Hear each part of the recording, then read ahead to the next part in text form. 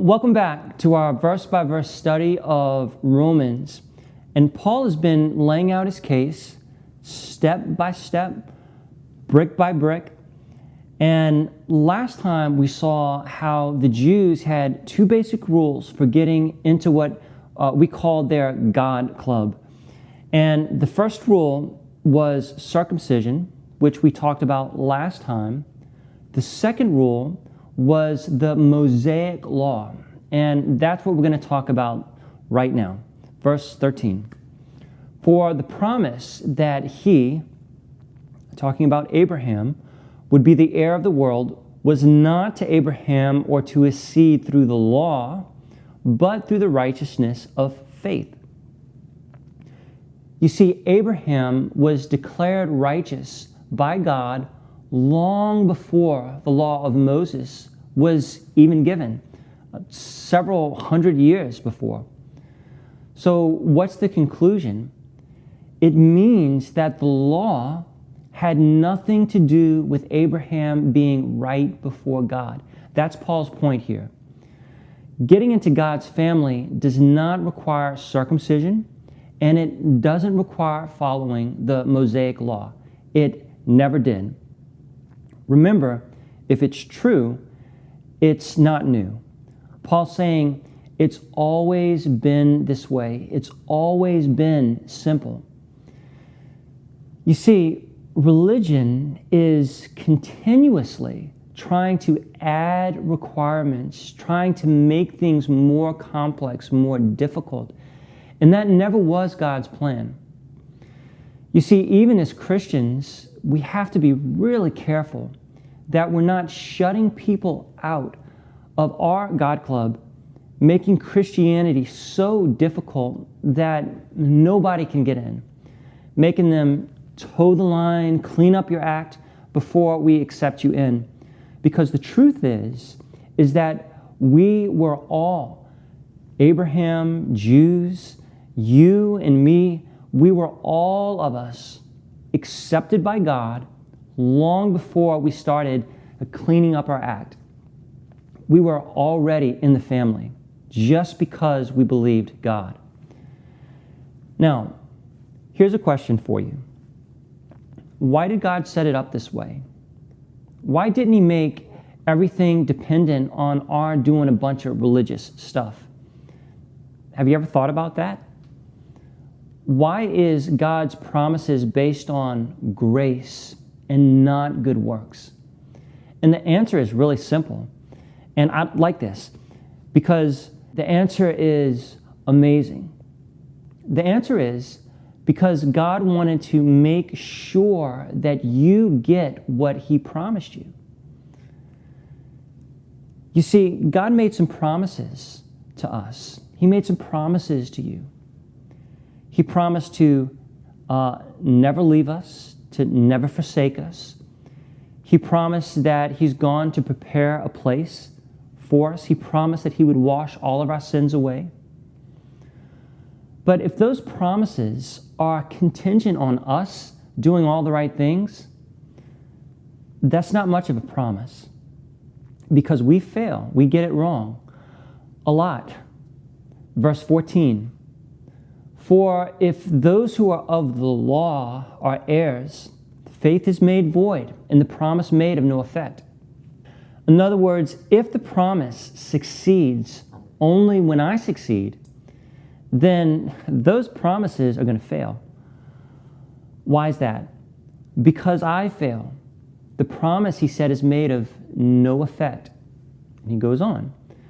Because the law brings about wrath, for where there is no law, there is no transgression. And Paul talks a lot about this, and we'll get into this, especially in chapter 7. The law leads eventually to condemnation. It shows us our weakness. It shows us our sinfulness. And people tend to be a little fuzzy on what is sinful today, I think. So God gives us His law to define what it is, where the edges are. He says, this is what sin looks like. And when we read it, we go, oh man, I do that.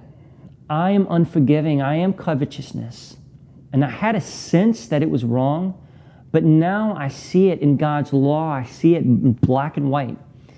You see, the law complicates the whole issue because now when something is telling you, don't do this or don't be that way, it stirs something up in you, doesn't it? You ever see one of those signs? It says, don't walk on the grass. You know, you can be minding your own business, just enjoying the day, and walk past a really nice lawn and think nothing of it. But as soon as you see that sign, what happens? You start fantasizing. Man, I wonder what it would be like to walk on that grass. It just looks so soft, and I just think I'd love to take my shoes off and walk on that amazing looking grass. You see, the law brings out my own rebellion. That's what the law does. It shows me my sin. It brings out my rebellion. And so God knew this, and He wanted to make some promises to us that were a sure thing, that were not dependent on our ability to keep this law. Is this making sense?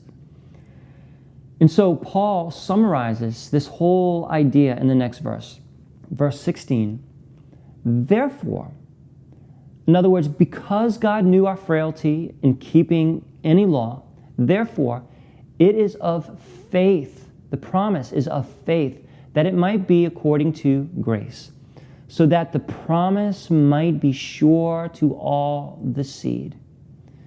To all the seed, not only to those who are of the law, which are the Jews, but also to those who are of the faith of Abraham, who is the father of us all, Jews and Gentiles, Jews who have faith and Gentiles who have faith. God's promises to us are absolutely sure. They cannot falter. They can't fail. They will absolutely come to pass.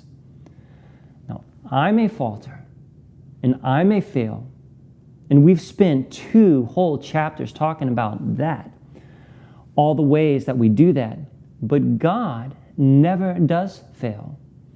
And one certainty that we know in this life is that God keeps His word. He always does what He says. That is the very foundation of what it means to have faith in God. It's not based on you at all. Isn't that a relief? Isn't that good news? Like when you stub your toe and you say something that you shouldn't say, or you act in a way that is not very nice, at that moment, this is really good news. All of these amazing promises that God made to me, they are not based on me. They're not dependent on me. They're dependent on the God who cannot lie. And I'll tell you, that's really good news. And it should fill you up with joy because it means that you can't lose. The game has been fixed in your favor. God really wanted to bless you, and He made sure that He was going to be able to bless you by making all of this dependent, not on you, but on a God who can't lie. See you next time.